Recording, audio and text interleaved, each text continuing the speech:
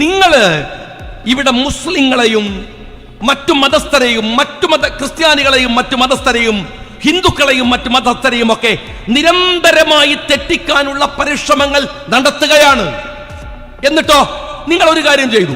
എന്താണെന്നറിയോ? നിങ്ങള് കേരളത്തിലെ മുസ്ലിം വോട്ട് കിട്ടാവുന്ന തന്ത്രങ്ങളെ കുറിച്ചൊക്കെ നിങ്ങൾ കുറെ പരിശോധിച്ചു നോക്കി. ഏത് തരത്തിലാണ് മുസ്ലിം വോട്ട് കിട്ടാനാവുക? അതിന് നിങ്ങൾക്ക് കളിക്കാവുന്ന എല്ലാ വൃത്തികെട്ട കളികളും നിങ്ങൾ കളിച്ചു. സമസ്തയിൽ പളർപ്പുണ്ടാക്കി എന്തെങ്കിലും കുഴപ്പമുണ്ടാക്കാൻ പറ്റുമോ? അത് പരിശോധിച്ചു. അതിന്റെ പിറകില് കിട്ടാവുന്നവരൊക്കെ കൂട്ടിയിട്ട് ഈ മോഹനം മാഷും ഇളമരം കരീമും അടങ്ങുന്നവർ കോഴിക്കോട് ഒരു സർക്കസ് ഉണ്ടാക്കി അവരെ കൂട്ടി കുറെ നടന്നു. മുസ്ലിം ലീഗുമായി ബന്ധപ്പെട്ട് മതസംഘടനകൾക്കകത്ത് ആ ലീഗിനെ എതിരാക്കാനുള്ള ശ്രമങ്ങൾ നിങ്ങൾ നടത്തി. NRC വന്നപ്പോ ഞങ്ങളാണ് സംരക്ഷകർ എന്ന കളവ് പറഞ്ഞ് നുണ പറഞ്ഞ് NRC സമരത്തിലെ മുഴുവൻ സമര യോദ്ധാക്കൾക്കുമെതിരെ കേസെടുത്ത് എന്നിട്ടും മുസ്ലിങ്ങളെ പറ്റിക്കാൻ നിങ്ങൾ ശ്രമങ്ങൾ നടത്തി. ബീഫ് വരട്ട്, ബീഫ് ഒലത്ത്, തെരുവിൽ മുഴുവൻ മുസ്ലിം വോട്ട് കിട്ടാവുന്ന എല്ലാ പരാക്രമങ്ങളും നടത്തി. അവസാനം സിറാജിലും സുപ്രഭാതത്തിലും പരസ്യം വരെ കൊടുത്തു നോക്കി. ഒരു ഗുണമില്ല. നിങ്ങൾ ഇപ്പൊ തീരുമാനിച്ച എന്താണെന്നറിയോ? ഇനി അത് വേണ്ട. മുസ്ലിങ്ങളെ പഴയ പോലെ സദ്ദാം ഹുസൈന്റെ പേരൊന്നും പറഞ്ഞ വോട്ട് കിട്ടൂല. അതുകൊണ്ട് അവരുടെ വോട്ടിന് വേണ്ട. ഹിന്ദു വോട്ടുകളെ കേന്ദ്രീകരിച്ച് പുതിയ വർഗീയത കളിക്കാൻ നിങ്ങൾ ഇറങ്ങി പുറപ്പെട്ടിരിക്കുകയാണ്. അതാ ഇവിടെ നടക്കുന്നത്. മോഹനം മാഷ പ്രസംഗങ്ങൾ കേട്ടോ?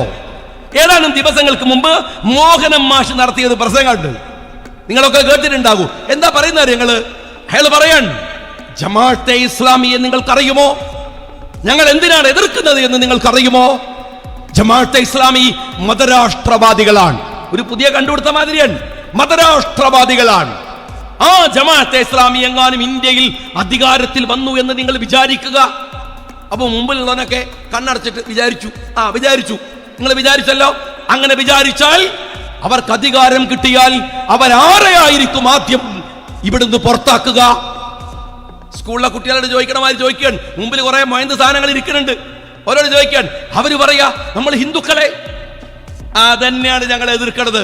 എന്റെ മോഹനം മാഷേ, ഇത്ര വൃത്തികെട്ട ഈ ഏർപ്പാടിന് പകരം ആ കാക്കി ട്രൗസറും വടിയും പിടിച്ചിട്ട് RSSന്റെ ശാഖയിൽ പോയി നിൽക്കുന്നതല്ലേ ഈ മോഹന് നല്ലത്? അതല്ലേ നല്ലത്? ഇതിനേക്കാൾ വലിയ വർഗീയതയുടെ RSS പറയോ? നിങ്ങൾ ആലോചിച്ച് നോക്കണം. ജമാഅത്തെ ഇസ്ലാമി വേറെ എന്താണെങ്കിലും തിരക്കണില്ല. ജമാഅത്തെ ഇസ്ലാമി ഇന്ത്യ ഭരിക്കുക. എന്റെ മോഹനം മാഷ് ഒരു പഞ്ചായത്ത് ഭരിക്കാൻ നോക്കിയിട്ട് ഞങ്ങൾ സമ്മതിക്കണില്ല. ഓരെ നിങ്ങൾക്ക് മനസ്സിലായിട്ടുണ്ടോ? പിന്നെ ഇന്ത്യ രാജ്യം ജമാഅത്തെ ഇസ്ലാമി എന്ന് പറയുന്നത് കേരളത്തിൽ അവർക്ക് മെമ്പർഷിപ്പ് 3000. അവരങ്ങനെ മെമ്പർഷിപ്പ് എല്ലാവർക്കും ഒന്നും കൊടുക്കൂല.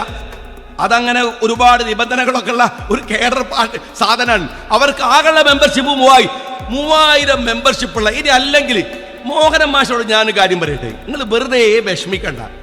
SDP ആയാലും ജമാഅത്തെ ഇസ്ലാമി ആയാലും ഇനി അബ്ദുൽ നാസർ മദനി ആയാലും അവരൊറ്റക്കല്ല. നിങ്ങളെല്ലാരും കൂടി ശ്രമിച്ചാലും ഈ നാട്ടിലെ ആ വിത്തിട്ടാൽ അത് കരിയിക്കാൻ ഇവിടെ ഒരു പാർട്ടി ഉണ്ട്. അത് ഇന്ത്യൻ യൂണിയൻ മുസ്ലിം ലീഗാണ്.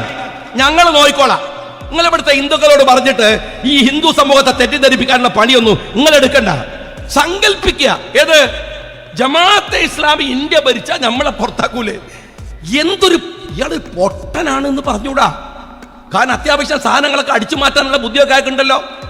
അത്യാവശ്യം ഇപ്പൊ എത്ര വീടുണ്ടെന്നുള്ള കണക്കൊന്നും ഞാൻ പറയണില്ല. പൈസ എത്ര അടിച്ചു മാറ്റൊന്നും പറയില്ല. അതിനുള്ള ബുദ്ധിയൊക്കെ ഉണ്ടല്ലോ. പൊട്ടനല്ലല്ലോ. ഇത് ആസൂത്രിതമാണ്. ഇവിടുത്തെ ഹിന്ദു സഹോദരിമാരുടെ മനസ്സിൽ മുസ്ലിം വിരുദ്ധത കുത്തിവെക്കുന്ന, അല്ലെങ്കിൽ ഇസ്ലാമോഫോബിയ, മുസ്ലിം പേടി, ഇസ്ലാം പേടി ഉണ്ടാക്കി വെക്കാനുള്ള പരിശ്രമമാണ്. അത് ഏറ്റെടുക്കുന്നത് RSSനെ പോലും വെല്ലുന്ന വർഗീയതയാണ്.